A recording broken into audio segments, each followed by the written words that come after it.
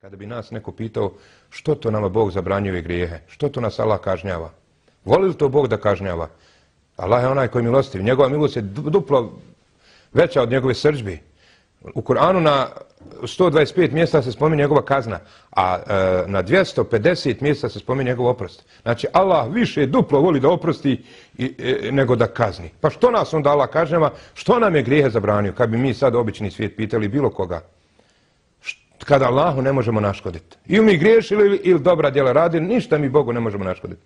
I onda odgovaramo, Allah nam je zabranio grijehe samo zato što nas voli iz svoje velike ljubomore. Stoji jednoj predaji, iz ljubomore je Allah zabranio i tajne javne grijehe. Nije ni nama svejedno što mi svoje dijete, ovako imamo običaj nekad malo išibat, i što nam nije drago kad nam dijete griješi. Što ga kažnjavamo? Pa samo zato što ga volimo, jer je naše. A mi smo svi Allahovi. I Allah nas voli više nego majka svoje dijete. Toliko je Alija, Hazreti Ali, vjerovao da je Allah milostiv, pa je rekao, ja vjerujem više Bogu. Kad mi bilo rečeno na sudnjem danu ko da mi sudi, Allah ili moji roditelji, ja bih rekao neka mi Allah sudi. A mi bi većina nas rekli neka mi mati sudi, ko mati bi mi se više ismilovala. Ali Allah nas više voli nego majka svoje dijete. Ali trebamo vjerovati da nas Allah voli pa da mi Allaha volimo. Nije fair, nije pošteno kako nas Allah voli koliko mi da Allah nešto uzvraćamo.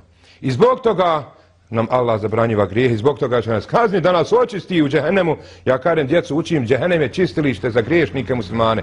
Da te Allah kroz džehennem očisti jer ne mereš u džennet prljav. Kad bi crva iz đubreta u ruže metnom bi uginuo jer je navikao u đubretu. I ovi griješnici ne bi mogli u džennet dok malo ne očiste se, jer džehennem pročisti sve što se na dunjalku nije očistilo. Džehennem čisti, vatra sve čisti. Tako, ko se uspije na dunjalku, zato što više na dunjalku odbolujemo, otpatimo, manje ćemo na ahiretu. Bićemo spremni za džennet. I zbog toga nas Allah i kažnjava i džehennemlije, kjafire, Allah će kazniti džehennemom samo zato da ga dozivaju. Jer Allah hoće da se doziva. I mi kad nekog volimo, hoće da nas taj zovne nekad. Hoćemo za naš ator, kaj, a to ti zbog mene. A gdje sam ja tu? Kamo mene na mapi? U projektu i tako dalje. I Allah je toliko ljubomoran i prema kjafirima, nisu ga na dunjalku dozivali. Kad dođu u džehennem, onda će ga tamo zikiriti.